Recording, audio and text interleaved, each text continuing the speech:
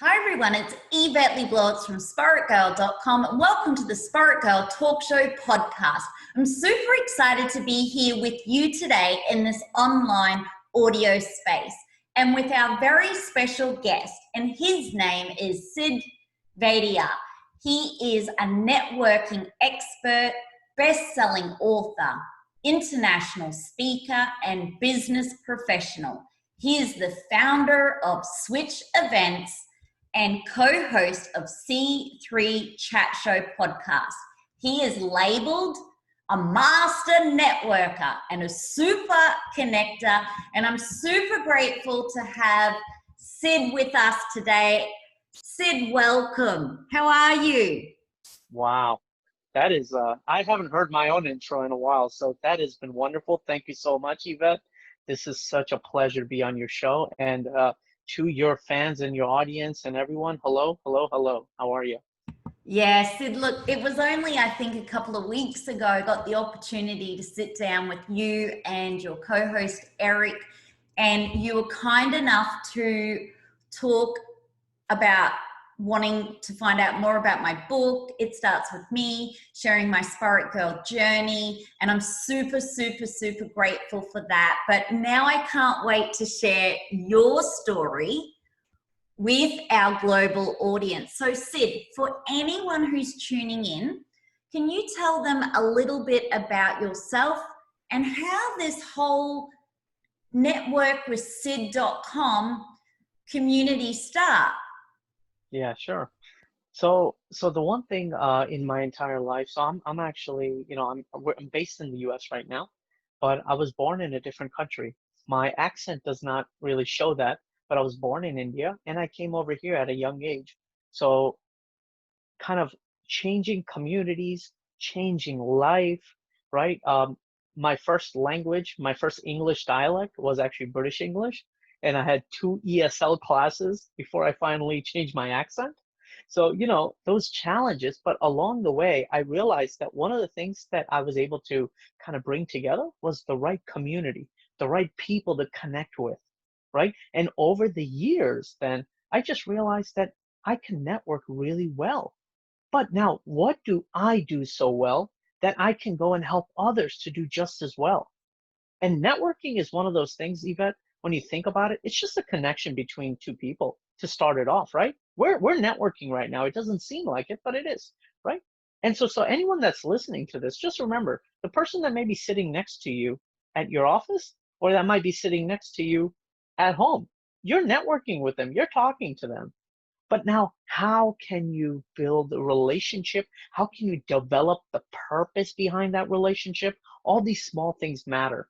And that's where then the conversation of, how can we make this bigger and how can Sid help the world? And that's where Network with Sid brand started. And I've been, um, pleased to help out thousands at this point on this journey that I'm on. Yeah, your story is incredible, Sid. That's just an incredible story. I didn't pick for a minute that you moved to the US. However, what an incredible story. So there will be someone out there who inspires to move to the US like you. Now, Sid, for someone who is listening in, they might have a question at the moment with social media. We can at times feel a little bit intimidated based on someone's profile, generally by their title, maybe what they've done, maybe they're a celebrity, maybe they're a New York Times best-selling author, perhaps they're just someone super phenomenal, but quite often it could be they just have like 1 million followers or say 100,000 followers. For someone who wants to connect with them one-on-one, what are the best ways to do that, to build a relationship online before asking this person to become their mentor or before asking them for something? That's a fantastic question. I actually get this question quite often, and I'm also on the receiving side too. So there are people that approach me all the time. So when you talk social media, that's a very general word. social media also includes LinkedIn, Instagram, Facebook, YouTube, Quora, Twitter, blah, blah, blah, thousands of different social media platforms. But at the ground of really what, that connection, that interaction is, it's just a human to human connection. And so I see a lot of these verified accounts with 35 million followers. But the first thing I do is I try to understand that person. I try to understand what their content is about. And based on that, then I formulate a dialogue. And you can just send a message out. Hi, my name is Sally, and I'm looking to do blah, blah, blah. I'd like to connect with you. But that's not enough. Okay. I mean, I don't have a gigantic millions of follower base, but I have 50, 70,000 so followers amongst all my social platforms. If somebody just generically asks me something, I may not have the time. So I tell people that connect with purpose, develop a purpose. And there's a YouTube video that I have on my YouTube channel called Create Opportunities from Nothing. And throughout my life, I've just created opportunities when they weren't there. So if you see that there's somebody, I'll give you an example. Yvette, let's say I'm on your Instagram page and I see that you are very fascinated with the Maldives, with certain spas. Well, let's just say I now call up a spa that you haven't been to based on the data that I've read. And I say, hey, Yvette, I actually connected with the management of this spa, and they may actually want to talk to you to maybe write a spa review. I created an opportunity now for you. And that now in turn now makes you grateful to just have a conversation with me. Wow, that is so empowering, Sid. So that's the best tip, creating opportunity. But also I loved how you spoke about reading the content, doing the research, but also learning about the person. So learn about tip one, learn about the person first. Learn about 100%. them, read about them, review their content. Understand them, Yeah. because the trouble is that in this kind of moving world that we're in, where our head is moving at 200% speed all the time, that we don't sit and think. We just react. And when, let's just say that you, Yvette, let's say I sent you all this stuff and you don't reply in a minute. Now I feel, oh, Yvette doesn't want to talk to me. Maybe she's upset with me, or maybe she has no interest. But the thing is, you may be sleeping because you're 14 hours ahead of me, Yeah, right? yeah. So, Quite often I so would be. yeah. So relax, so relax, like, so it's just, try to create the opportunity, but also understand the person, understand where they are, where their life story is, right? And the other thing is, don't just look at one platform, look at all of the platforms. Maybe Yvette may be on Instagram the way she is, but on LinkedIn, she might be a totally different person. And she might be posting about totally different things, about maybe her personal life might be on this platform, but on this platform, it might be totally different. So if she's going through some medical issues on this platform, but on this platform it doesn't show it, then now you have to balance that. Yeah, I love those tips. And would you suggest, Sid, like for me, I'm a big believer in giving more than I get. So I loved how you talked about create the opportunities. And I find if people engage in my content, maybe read it, really go to that effort, like you said, spend the time to think about it, read it, respond in a very intentional way, that over time, because they're supporting me in such a positive way, when someone then reaches out to me and says, hey, Yvette, I've just launched my book. Can you read it? Can you review it?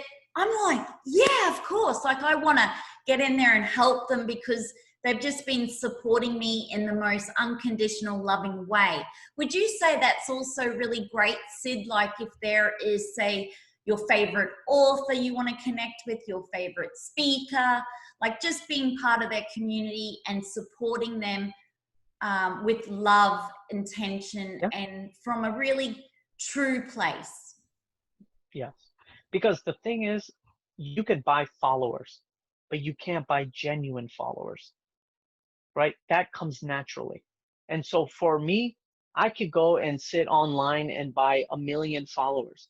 But if 5 people reach out to me and say, I just read your book and I'm going to put an Amazon review on, those 5 people now supersede everyone in this world, because that is somebody who cares for me. And now if that person or that lady or whoever it is, if they ask me that, hey, Sid, I just wanted to have a one-on-one with you just for about 15 minutes, I'm going to just give my heart out, Yeah, because wow. that person went way above and beyond the expectation, right? And that just doesn't only mean for people that are just like you and me, Yvette. I'm talking about celebrities. I mean, Yvette, we spoke about this, and for the audience, like, Yeah.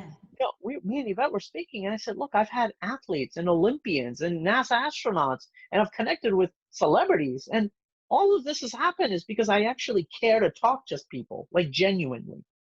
Yeah, you're so inspiring. You've had so many incredible people on your podcast show that you connect with in events. And that's what I was going to ask you, Sid. Prior to COVID-19, you were having events where you would pull up, stand up or be in a room with people. Was Mhm. that a much easier way to connect versus how you now virtually have to connect? Or what are some tips for someone struggling going from in-person to virtual networking and the events that you do? Sure. So I've, in the last 3 years of me really focused on running events, probably say north of 300 events in total, so definitely have experience. And that's just not just a 5, 10 people networking event thing. I'm talking about events as large as a few hundred people, right? And the thing is, the in-person experience, as I call it, right? They show an emotion, a different level of emotion. So when you're Yvette standing right in front of me and I'm standing right in front of you, we see body language, we see eye contact, we see facial structure, we see, you may have, oh, I see Yvette, she likes this type of wine. Oh, Sid likes this type of seltzer. You see things. Right now, Yvette, I'm looking at you, you're looking at me, but I may have a dog walking around, or you may have some other thing going on where in your mind you're there, but you're not 100% there. Maybe might not. Same for me. Yeah, wow. So virtual versus in person are two different type of understanding and learning experiences. And I can say I loved in-person events, and I had them all the way until February of this year, 2020. But I also saw where the future is, and I also saw that, you know what? Let me be first, then be kind of last or number two, because in the market that I play in, as crazy as it sounds, people follow my trend. I tend to be the trendsetter in my area. Because when I went virtual, after testing 9 platforms out, I went virtual on the platform I enjoy, which is called Remo Conference. Wow. Happy to share it to your audience. Um, there were, I'm talking north of 15 different event hosts that started using it because they knew I did the homework, you know? Yeah, wow. And I've hosted just this year alone north of 70 events. And the one good thing about virtual that I found versus in person is that you get now the ability to network and meet more people on a more of a distant level, right? I can now network with somebody who's in California when I'm in New York, right? Whereas before, to get even past the next state was very challenging, you know? Yeah, I love that. And look, we're networking here with our global audience, but, and it's so empowering and invigorating because in person now, I would just be with generally people who are based in Australia or flying into Australia for the podcast. But like you said, with the virtual technology, and credit to you for going for it, because I know that change can be very difficult for some people and changing. And when COVID-19 hit, that change is still challenging for so many. They're so used to just going to an in-person event. But you've been sending out so many incredible updates and events. And I've just been super excited to see how many people you've been gathering and networking with and collaborating with, and there's all these amazing people coming together, and it's like, wow, like it's just amazing to see. I last week I hosted my most recent event. We it was actually the topic was on how to host a virtual event in different industries, and I brought in 6 panel discussion members from all different parts of life. One was in the media space, one was in the fitness space, everyone was in different.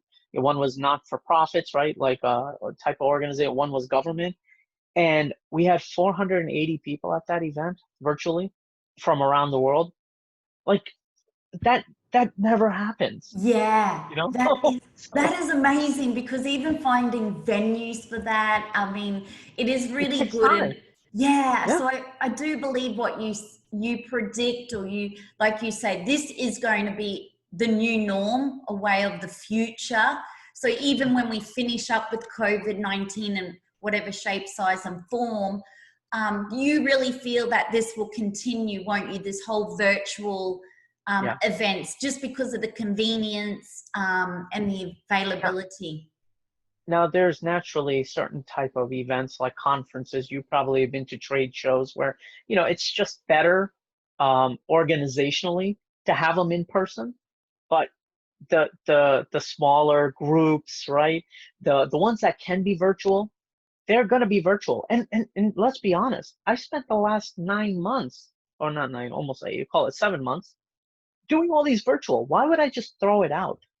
I built this entire huge platform with so many great people. Why would I just throw it out? So what's going to happen is people are going to adapt that into their lifestyle. And that's the Yes. new normal, as you would say it. Yeah. And Sid, while we're talking about the new norm, I'm super excited. One of the most positive things to come from COVID-19 is having more time to read. I got to read those books that I only half read on the plane. I've been buying more books. I'm so obsessed with books. This whole obsession with books is not going away. I want to say congratulations on becoming a bestseller Thank on you. Thank you. Amazon Thank you. for your book, which is Thank you. Network with Sid. Yes, there it is. There we go. Yeah, this There is we go. Thank you. incredible. So I really Thank wanted you. to dive in. Amazing. This is Yeah. incredible. So first of all, for our listeners tuning in, can you tell them what inspired you to want to write a book in the middle of Yeah. a pandemic and a crisis, and when we're in lockdown? Like, congratulations on becoming a published Thank you. author, but can you share a little bit more about your author journey with our audience? Yeah. And to the audience, I highly recommend, please take it from me and Yvette, who is also a published author. Please write a book. Reach out to either one of us if you want some guidance. If I'm happy to help. But I'll tell you my journey. It's actually quite interesting because for months, oh, not months, actually years, I have this notepad that I actually wrote down all the chapters. But so what happened was, in June, I interviewed on my podcast an extremely high achievement guy. This guy, right now, he's in his 60s, has 37 forms of income. He told us he gets a check for $40 or a check for $7,000. Like it's just, checks coming on a weekly Wow. basis because It's he's just amazing. making crazy money. So he said he contributes this whole process to the I am movement, right? When you want to do something, you have to state I am and whatever that thing is, and you focus your entire attention and manifest that kind of power into that. So it was a Wednesday. I recall our podcast recording, and after the recording, me and my co-host were extremely pumped, and we said, you know what do we want to be? Like, we can't record with somebody who's this successful and not do something with that, knowledge, right? So on Thursday, we sat down, we said, what is it that we want to do? And we both said we both want to be published authors. It's been something that it's just been itching in our palms for such a long time. We wanted to do it. Friday, we set an accountability schedule. So every few hours, we were going to reach out to each other and see how far we've gotten. And the goal was by the end of the weekend, by Sunday, the goal was whatever we wrote, that was it. We pretty much put our conclusion by midnight, and that's the end of that. Wow, this is So, incredible, Sid. so my co-host wrote a book, and I wrote a book, and that is this book right here. This, And I got it wow. published. I got it published and actually first released on Kindle, where in Kindle it became a top 50 bestseller.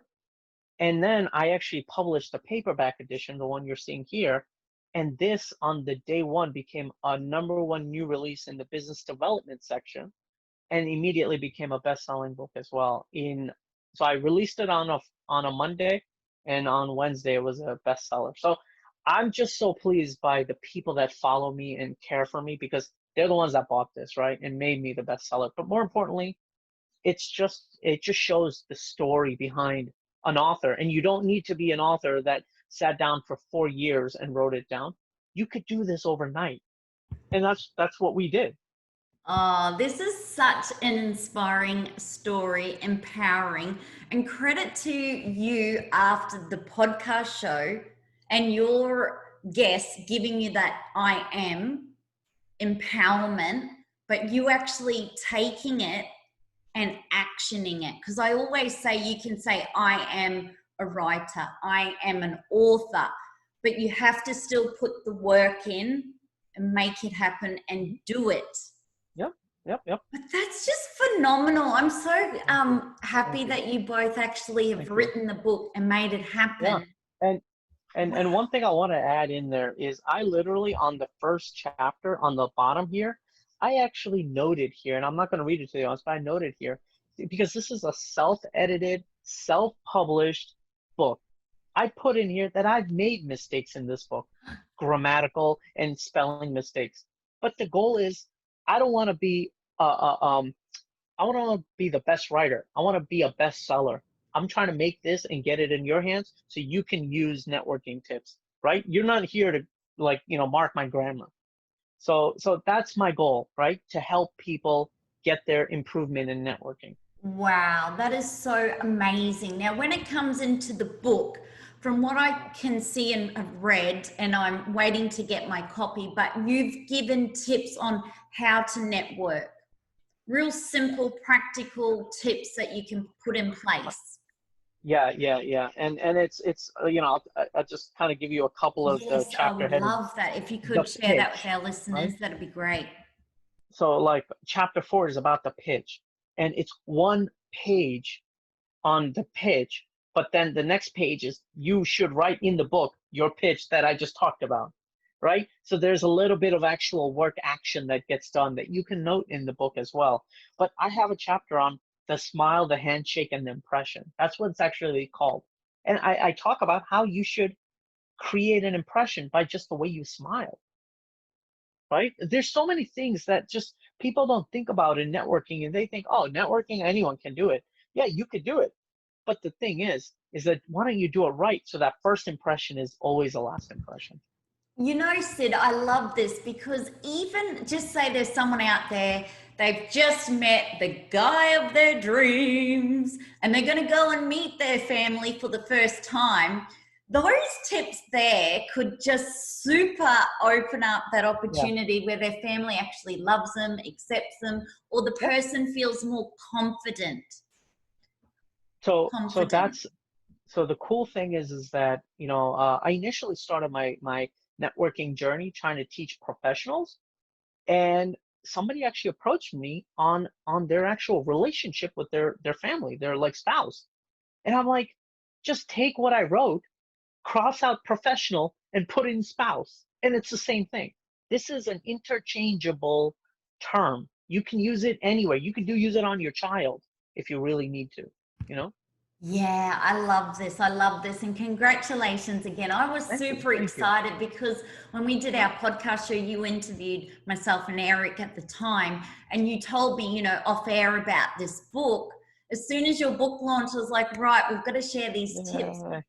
I know Thank you how so much. so many people want to connect and want to communicate Yeah. and want to strike up conversations or go to events and just feel more confident in doing that, especially if people are introverts Yep. and finding it So very difficult.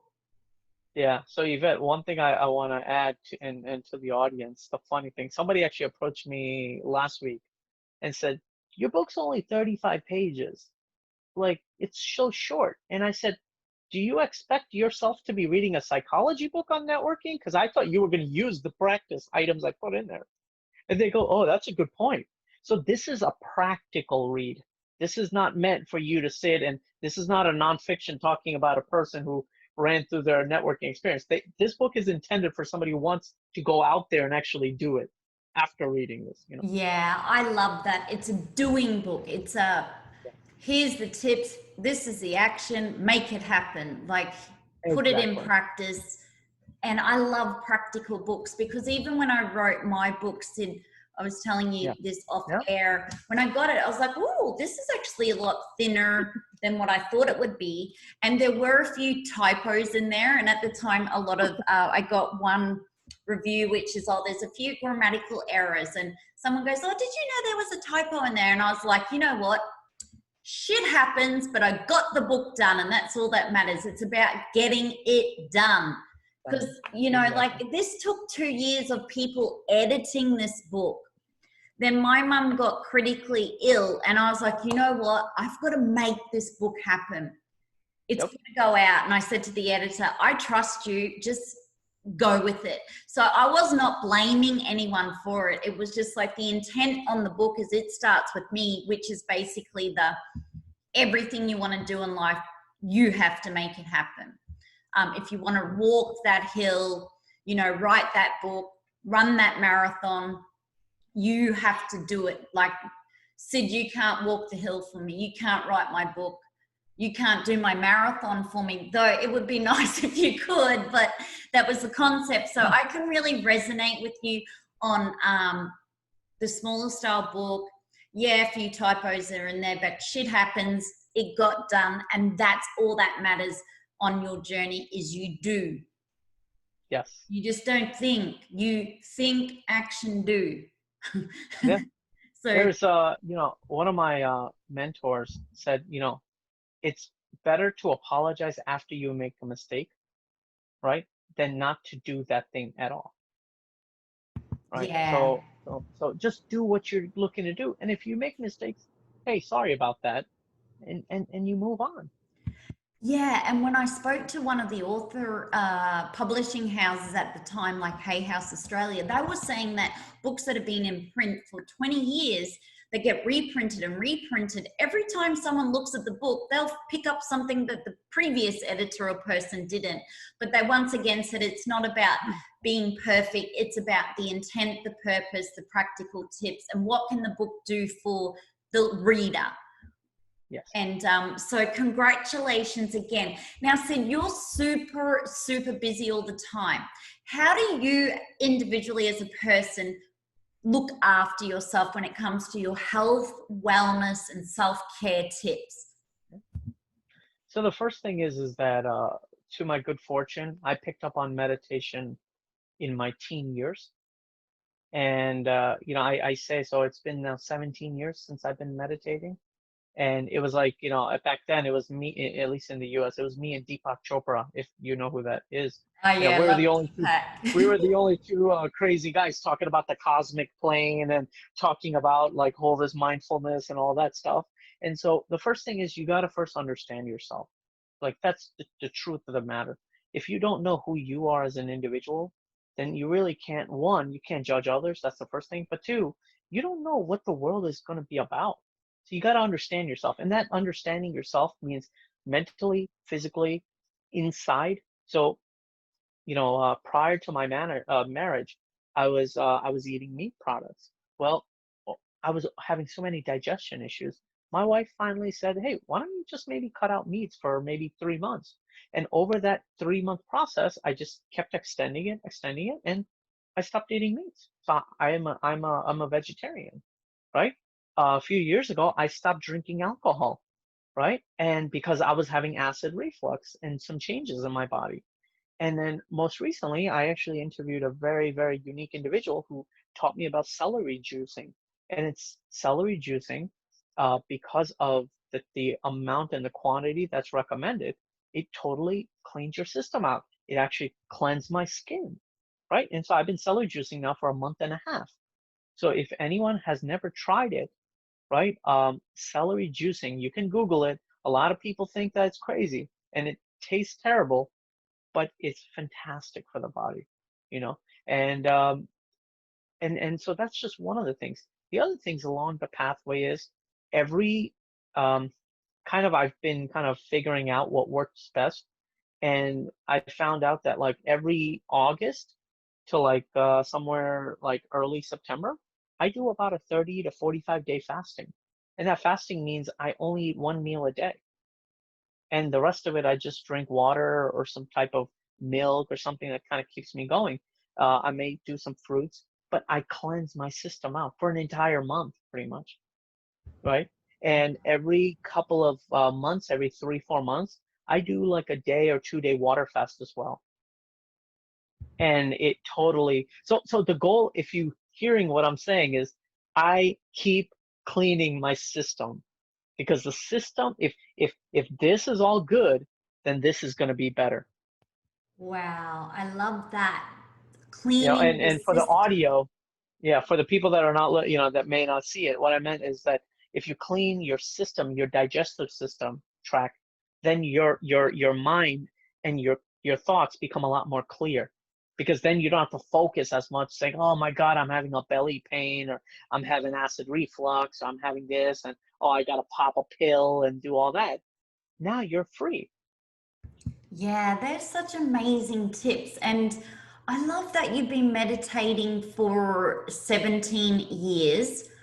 See, when you meditate, so if there's someone out there that's never meditated, many a people back then, when you started, thought you needed to be a Buddhist monk or a monk to do this, or be up in the Himalayan mountains. And many, Including my parents. yeah, and many people did think Deepak Chopra, what the? But as we've seen in 2020 now, meditation is just like so acceptable. People are really interested in doing it so they can find peace of mind, calmness. Where do you meditate? Do you like do it in the morning? Do you do it in the evening? How do Yeah. you meditate? So I do it first thing in the morning, and as my life has progressed, originally when I started meditating, I was just a high school student. And then, college came in, and then the job came in, and then the marriage came in, and then the kids came in, and life goes on, right? So you have to be adaptable. And so I've made my meditation practices adaptable. I would used to meditate for 2 hours. I just don't have that time commitment anymore. I meditate for 10 minutes. That's it. But that 10 minutes, I've aligned myself to exactly what I need, and the focus is just as good as me meditating for 2 hours. It takes years of practice. Some people tell me that, oh, I recently started meditating and now I can feel myself. And I said, what are you talking about? It took me really, honestly, like 8 years to really what they call dhyana. Dhyana means focus, right? And that's a yogic term. And it took me 8 years to actually learn how to focus. So when somebody tells me they learned it in 2 months, it doesn't even make sense to me, you know? So And maybe they are, maybe they're better than me, don't get me wrong, but it just doesn't make sense. So it's a practice. You got to keep doing it. But I do it first thing in the morning. I wake up, no brush teeth, no, get my coffee ready, nothing. I'm talking sitting on the bed, sitting, like just sitting, and just be relaxed and be in the moment, and just be able to understand where you are, clear your head. And I used to need guided meditations. I've moved away from that. Now I can be, I tell people, because I have people asking, where do you meditate in your mind? Where are you meditating? Because a lot of good meditators, that's a fantastic question. Where are you meditating, Sid?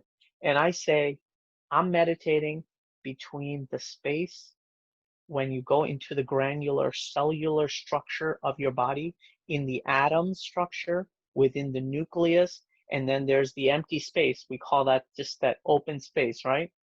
That's where I'm meditating. Wow, that is so powerful in the open space. Incredible, Sid. Yeah. And you know what's really interesting? Some of our listeners probably would have thought, okay, so Sid's this networking, marketing guru, you know, like he's a networker guru. The first thing he probably was going to do is grab his phone and check out his little networks and what's going on with his events. So I really appreciate you sharing that, because just being able to sit on your bed. But I love how you used to do guided meditations whilst Yeah. learning, but now you're so developed, and because you're regularly doing it, you can do it on your own, which is amazing. So that gives us so much hope. so much hope, Sid. So, because a lot of people say, oh, I can't meditate because I've got too many thoughts in my head. But I've also So learned it takes time, doesn't it? one trick that actually helped me move out of that multiple thought theory, that issue that I also face with, is I call that, I actually developed, and if you look at and you know, for the audience that might be looking, you ever see the chakras, right? The chakras, you know what I'm talking about? Yeah, And you energy see centers, there's always a chakras. fine line. There's always a fine line in between. Well, Yes. I'm always balanced because I, not necessarily the chakras, but that line in my mind when I'm meditating, I'm only focused in on that line. And I'm actually staring at that line the whole time. I'm trying to get as close as I can to that line. So all those other thoughts, they go away. Wow, focus, connection, honing in, concentration, amazing. And a lot of us, young children, aren't the greatest at concentration. And I know even over the years, if I wasn't doing meditation, I'd be not as concentrated, or like I've had to practice focusing, concentrating, because now everything's so fast and instant. It's like your concentration's a 1 second span, you're on to the next thing. So Yep. do you feel, Sid, for someone who is, say, maybe struggling with even keeping their attention for 3 or 4 minutes on something, that the meditation can truly help, can't it, with developing that skill? 100%. But the thing is, a lot of people tend to give up after like a minute or two. Try it again. Try it again. Keep trying it. It might take you a half hour, but just every day for a half hour, just try it. And if you lose focus, you go back in the position and you try it again. And you do it repetition, and it will take you a few years. It'll take you a few years. But I can promise you that sooner or later, your body is going to say, God, I just got to do it because this person's not going to give up. Yeah, I love In that. all seriousness, one of the things that, you know, there's no saying or anything, at least I have in my mind, but one of the things that I kind of preach is that do that thing that your mind is telling you to not do, but you know that that's the place you want to be. Do that. Just keep doing it so many times that you don't leave your mind or body with any choice. They're just going to follow your will. Wow. So you literally are taking control over your mind and doing what is best for you, because the mind also always, from what I've learned and studying over the many years, wants to take the easy option. Yep. Once you be very easy option, doesn't want to do what your fear is, or doesn't want to do what's Yep. actually good for you. So, It'll lead you I'll down give you an the example. path. So recently I Yes. started doing more aggressive squats, right, for an exercise, and my legs are ready to just fall apart, you know, my thighs and so forth. And every time, one of my mentors says that every time you get through that level of pressure, that your body is like ready to give up, you actually double down and do double that quantity until literally you just can't. So there was a day the other day where I literally could not get up Wow. because I think I probably overdosed, like probably did over 100 and something squats. Wow, And that's a and lot, it's Sid.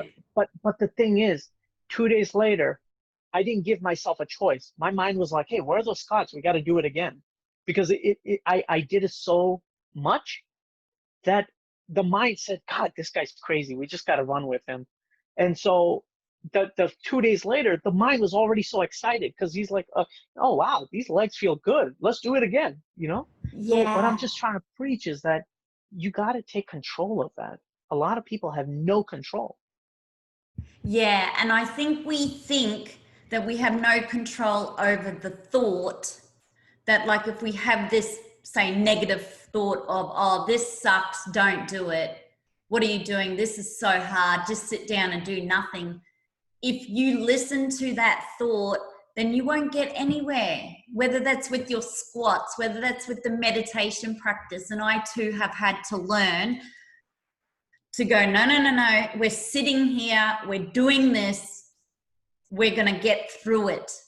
And I Yep. feel that maybe in COVID-19, things suck, but my mindset's been, this sucks, yes, but we're getting through it. We're sitting Yeah. down, we're meditating, we're going for that walk, and we're doing it. So, yeah, I love those tips, Sid. So, Sid, I want to ask you, because you obviously have a beautiful wife, a family, but you've got so much on your plate. And one of the things people are fascinated with, when you're so busy, how do you keep a healthy relationship with your wife and children? Like, do you carve out date nights? Do you have family dinners? Do you, sit around the family table without mobile phones on? Do you go on family holidays prior to COVID? What are your tips for being super proactive, ambitious, and running businesses versus then you have your partner, wife and children? How do you keep this balance? So I love that question, and I've actually been asked that, and I actually had to determine that for myself as well. So I mean, from what you just said, clearly somebody in the audience goes, this guy's either a workaholic or crazy, And one thing that I told my wife, especially after my son was born, that I will commit at minimum 1 hour a day during the weekdays. Weekends are theirs. I gave them my weekends, right? I intentionally don't, I try not to set anything up on the weekends because that is their weekend with me. But during the weekday, I give them a minimum of 1 hour. If that means that dinner time is with them, if that means breakfast time is with them, if that means that, me and my wife and my son just sitting on the couch watching some TV, whatever it is. Because the thing is that me growing up, my parents were not there. They were working. I'm an immigrant. My parents were immigrants. It was that normal immigrant story, where you're just working like crazy and the kids kind of just raise themselves kind of thing, So I don't want that, you know. I didn't, my grandfather said, you didn't come to this country, Sid, to do the same exact things that your parents did, right? You have to now take it to that next level. So I make sure that that commitment is there. Even if that means that I have to sit and cancel something here to be with them, I will do that because that is not a commitment I can lose. That's something I put on paper and there's no ink that says it's for, like there's nothing that's going to cancel this. That's it. It's going to happen forever. Wow. It's not like I'm going to take my kid and say, oh, I don't want you anymore. So I so love so that. so that's it. But that's a goal that I focused on, and I've been, knock on wood, been able to achieve for this long. Wow, that's really beautiful, Sid. Thank you for sharing that, because I love how you make the commitment and you turn up and do it. Because what I've learned is when people, a lot of entrepreneurs, when they start building a brand, building business, uh, they get so busy that their wife and children, they don't have time even Monday to Friday with them. So then they're so disconnected, and then some can still work on the weekends. but I've been learning a lot, not only from yourself, but other entrepreneurs who are very successful dedicate the time to keep a very healthy relationship with their wife, spouse, partner, children. And as a result, when that's going really well, everything's going really well. That, and one other thing is that they're the people that are in front of me. But now if a cousin or a relative of mine wants to hang out with me, I show them a calendar. And I said, please calendar yourself in. Because the thing is that that person now is part of my agenda. And I'm a very strong I mean, look, you're hearing it and you see how many things I do. So if I don't run a good calendar, I'd go crazy. So the thing is that, again, that's the commitment to my wife and my son, and if my parents said, hey, I need you right away, we got to take dad to the hospital, I'm going to run. But if a cousin just wants to meet me for a coffee, I'm going to say, here's my calendar, figure out a date and we'll figure it out. Right? Wow. So I set priorities. Doesn't matter if that person, unless that person has some type of urgent need, I set priorities is what's important to me. Yeah, I was about to ask you, that's really good tips there, Sid. So we can become overwhelmed with so many invitations, things to do, people to see. You are brilliant at setting dates, times, and sticking to them. So you use a calendar, obviously. I've just really started doing that. I'm still working at it. I use 6 calendars that merge into one calendar, just so you know. Oh my goodness, 6 calendars that merge into one calendar. Yeah, because there's so many, between one of my companies, between job, between this, everything has a different calendar, but it all merges into one big calendar that I use. Yeah. Are you a big to-do list, like doing to-do lists? Like, how do you manage tasks when it comes to setting up events? Do you just write to-do lists and tick them off, or do you just dedicate, like, say, half an hour to do the task and get it done in the calendar's sort of space and time? So I have there's 3 type of kind of what you just said, the goal setting, right? That's what really you're talking about, is the immediate list, the one that can take a 2-3 day window, and then one that's going to happen in a few months. And I'll give you, based on just the event that I'm running right now, I'll tell you. I have an event that's coming up on September 30th. That's a pretty big summit that I'm running on the residential real estate side. That, all the banners, all the flyers, all the event related matters, getting all the panelists in check, that stuff, when there's a mistake or there needs to be edits, that happens right away. Within a few hours, done. Now, I have another event that I'm planning for in the mid-October. That now I can plan out over a week or 2-week period. And then I'm planning out a holiday party, actually a New Year's party, a virtual New Year's party. I mean, the way we're planning it, we're expecting a few thousand people there. That's a longer term play. But I'm more kind of figuring out, okay, well, these are the type of people I need. I'll start dripping on it, as they call it, right? I'll say, hey, Yvette, what do you think about this? You think so? Hey, get back to me by like mid-October. We'll talk about it. So there's 3 different types of planning structures that I'm following. And that goes for everything in life, right? So writing that book, that happened right away because that was part of that first structure that I was telling you about, right? And so everything you're doing in your life, and this goes for audience, if there is a way, try to plan yourself out in those 3 metrics. Things that need to get done like immediately within an hour, 2-hour window, things that can take a little bit longer, like a week, within a week period, and then things that are going to take much longer, that may be a few months long. And if you can organize yourself amongst those channels, you can literally create time. And I actually have, one of my original videos was how to create 24 hours. And people ask me to date that, it's like, how do you manage just in 24 hours to do all these things? And I said, it's because my time management is so on point, and that means that if somebody needs me, I know that it's only going to take 15 minutes. And if they say, hey, can we do it for 30 minutes? I say, no, it's only going to take 15 minutes. And that's it. Wow. So, I mean, that's my golden secret if I could pass it on to Yeah. anybody.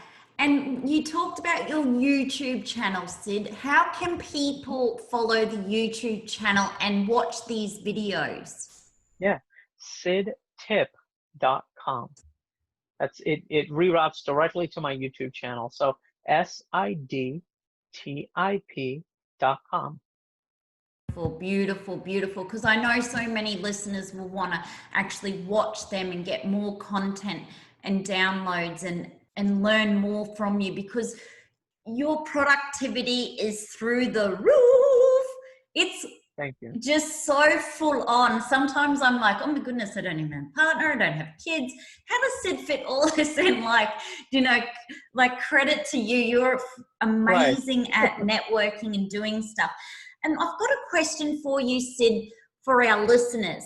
If there's someone out there who's inspiring to become a motivational speaker, maybe just a speaker in their field, nutrition, it could be health, wellness, fitness, they're a self-published author, when they're trying to pitch themselves either to write or be a guest speaker, or do you feel that, like, so many people have Instagram accounts and it could be Happy Monday, it could be Thankful Tuesday, whatever it might be. So we have all of these, pretty kind of cool Instagram names. But when we're wanting to network and become an actual expert in the industry that we're in, what are some tips you could give someone who wants to step out from behind a brand name, but become now their own person and speak from their own heart and soul? Well, so I appreciate that, and that's one of the things that I've actually created, right? Network with Sid is my own brand. Switch Events is my event stuff that I do. So things I've kind of separated that. The first thing I did was, you have to find out who is your end audience. Do you like? And let's take you as an example, since we're, Yeah. Yvette. Do you know your end audience? Do you know what they want? Are they after you talking about the spa space? Are you talking about your lifestyle? Are you talking about mental health? And based on that, now you start creating content around that topic.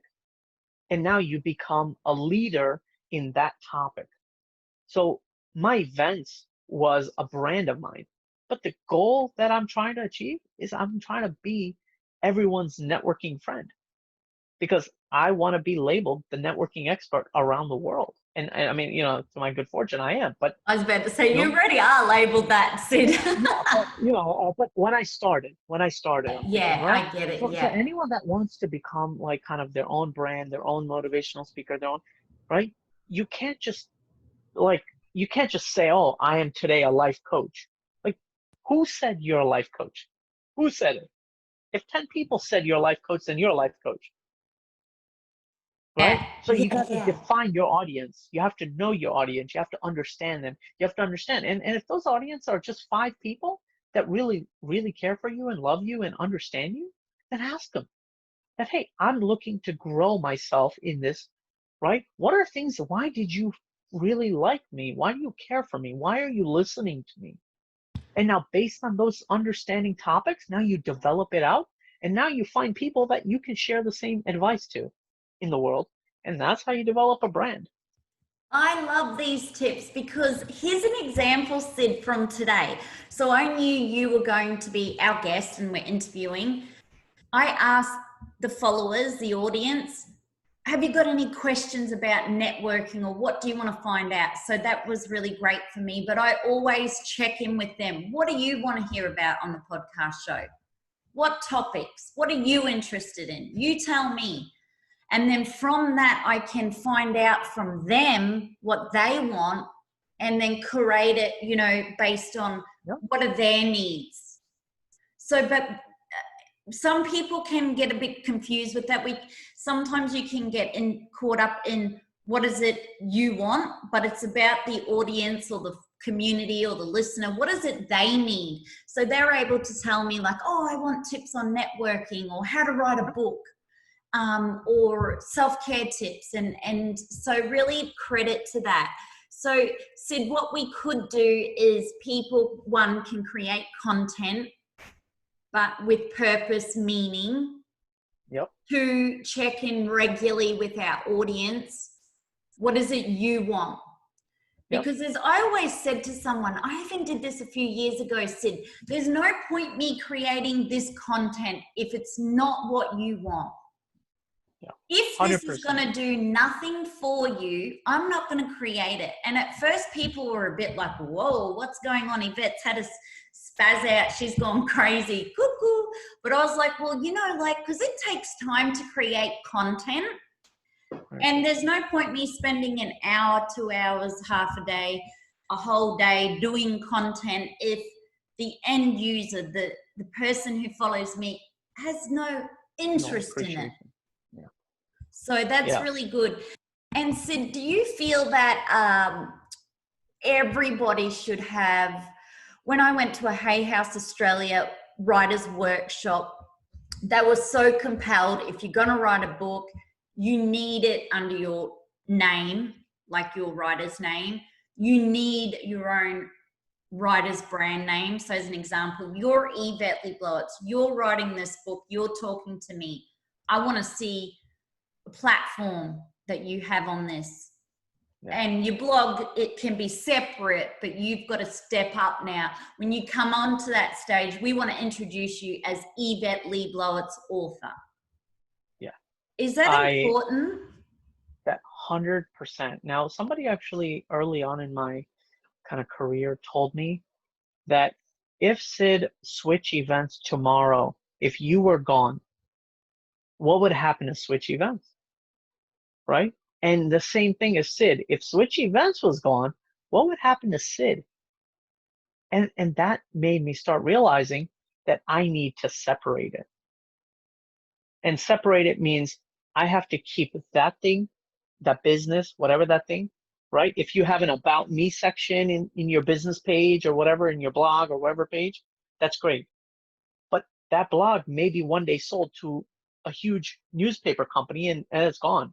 So where's Yvette after that? Yeah. So if you create it early on and create this, Spaitgirl is Yvette's business and blog and all the things.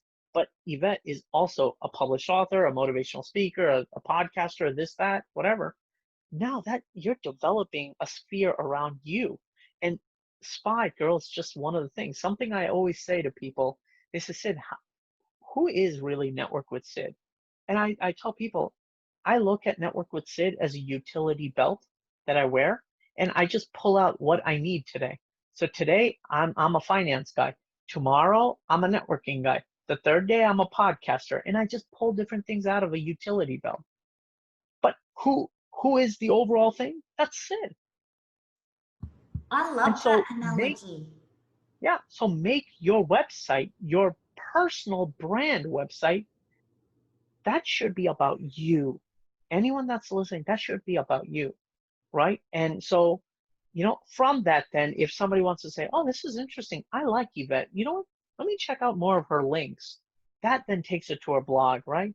That may take it to a YouTube channel. That may take it to wherever and things like that. So that's what I kind of defined it, and it seems to work for me,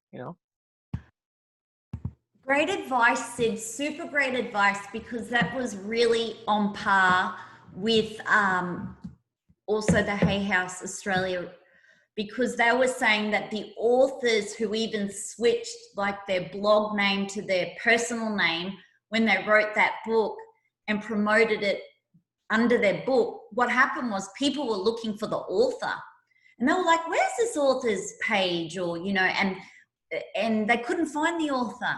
So they said it was so important for people who write a book or want to be a writer to have their name out there. Now, Sid, I could talk to you forever about networking, just self-care rituals, writing books. but I'm really conscious of our time and our listeners. I'm really grateful that you've been hanging around with us for this duration.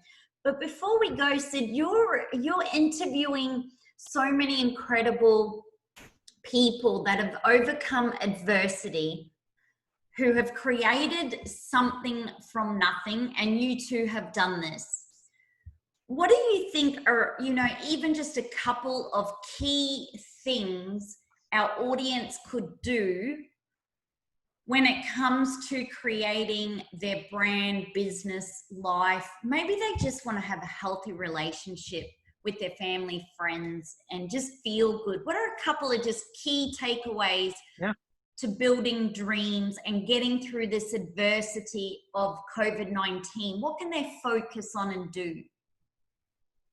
So I leave it with three things: organize, communicate, and do it. Organize yourself. Organize what you want to do. Organize it in a paper. Write it down. Organize it by your calendar. Organize it in any way. I mean, I can't live the way I live without organizing myself, right? Because like I said, the utility belt, today I'm this person, an hour later I'm this person, 2 days later I'm that person. I'm all organized. Second thing is communicate. You got to let your people know. That might be your spouse, it might be your children, that might be your family members, that might be your business, that might be whoever it is, your customer base. If you know that your end customer is not going to get that product in time, you have to let them know in advance. Don't let them wait for it and then yell at you. Call them and tell them that, hey, listen, it's going to be 2 days late. I can't get my guy out there in time because we don't have enough staff, right? Talk to them, communicate. And it goes for everything in life. And then the third thing is you got to do it. Like, don't stop. Don't overthink. You just got to do it. And, it starts with me, your book, right? And I can promise you, Yvette, in the market that I'm in, people see me as the trendsetter. And I'm not intending to be one. It just happens because I don't overthink. I just see the thing, it makes sense to me, and I execute. And then people are like, wow, this works. And I'm like, yeah, no, it works because I did all the homework. Thank you, Yeah. I So love those organize, tips. communicate, and do it. Organize, communicate, and do it. And I loved your talk then about don't overthink it. Do it. Yeah, there's no. Yeah, and Sid, so I want to thank you so much from the bottom of my heart for sharing so much of your journey with our Spaitgirl talk show podcast listeners globally, sharing how you wrote your book. Is phenomenal story. That's just so inspiring. I get super excited when I see people just crushing it and writing books, because I love books, as you know, and reading. Your whole story is incredible. I love how you have started virtual events. That New Year's Eve party sounds amazing. I can't wait to hear more about that. But I love the work you're doing. Everybody can stay in contact with you via your website, networkwithsid.com. How else can they stay in contact with you, Sid, moving forward after this podcast show? So on networkwithsid.com, if you just kind of look at the page, you'll see my Instagram handle is there, or if you want it now, I'll say it. It's at the at symbol, Sid, S-I-D, and then it's V with 2 E's. So it's Sid V. And you can also catch me for the people that are active on LinkedIn. I have a gigantic follower base on LinkedIn as well, and it's under my name, Sid Vaidya. You can catch me, but ultimately, you go on to Network with Sid. All the links you need to find are there, and I'm very open to having a conversation. And so, you know what, the best thing you could do is just reach out, and I'm happy to have a chat. Yeah, I love this, Sid. Thank you so much. I follow you on Instagram at SIDVEE. And even like I was saying, my mum and I were looking at one of your posts the other day, and we learned so much just in with like a few seconds of a question that someone asked you on their show. And we learned so much. We're learning a lot also by the people you interview, who have extraordinary backgrounds as well as your own. So I want to thank you for giving so much passion, love. I've never seen someone super excited when it comes to networking like you. It's actually invigorated networking excitement in me, and I hope it really inspires other people who, believe it or not, are a little bit introvert to get out there and just put themselves out there and be confident and self-confident in networking. So if you go on Network with Sid, you see all the events that I'm running as well. Every single one of them is virtual at the moment. So I tell people, it's like, look, if you just want to kind of learn the network, or you want to kind of just come and check it out, it might be an industry thing, it might be a general networking thing. If you just reach out to me and say, hey, I'm looking to network, where should I go? I'll guide you on that. I have videos on where to find networking events as well. So it is a passion, and I leave the audience with 2 quotes that are actually my life story, if it's okay with you, Yvette. I would love that. I would love that. Yes. So the first quote, and it's, the first quote, which is so important to me, is your network is your net worth. So your value in life is your network of people that you know. And the second one, and this is the one that actually really kind of hit my heart, is show me your friends and I'll show you your future. So if you find the right type of people to communicate and build a relationship with, your future is secure. And I literally live by those 2 quotes in my life, and it's changed my life, and hopefully it's changing yours. I love those quotes, and especially the last one, because I want to open up before we say goodbye, Sid. But I have had experience in my life that if you hang around, as an example, people who binge drink, maybe they're going broke, and all your friend does is complain, and then they're depressed and they want you to drink with them, and they hate exercise. Guess what? You are soon going to become broke, hate exercise, overweight, hate to say it, but fat, unhealthy, drinking. You maybe even become an alcoholic. Like seriously, the people that are so close to you, your friends, you have to choose them wisely. So what I've learned in my journey, Sid, is if I surround myself with positive people, ambitious people, healthy people, I can become healthy body, spirit, mind, and I don't drink alcohol now. And because a lot of people I surround myself with don't drink alcohol, they're into fitness, they're into, healthy mind, body, spirit, working. And it has transformed my life, getting my inner circle very clean, crisp, healthy, fresh, ambitious, go-getters, entrepreneurs. So I inspire anyone who's in a downward spiral, stuck in a rut. Really take those 2 quotes on board by Sid and really look at your inner circle and your friendships and your friends. Yep. So Sid, thank you again so much. Super grateful. Congratulations on the book Network with Sid, which is a best-selling, and they can grab a copy on Amazon. Yes. Or Kindle. But congratulations again on becoming a best-selling author with Network with Sid. Super grateful to have been on also your podcast show, which is C3 Chat Show Podcast. Super grateful to have been a guest, and super grateful to have shared your Network with Sid.com story. So we'll say goodbye to Sid. You can stay in touch with him at networkwithsid.com.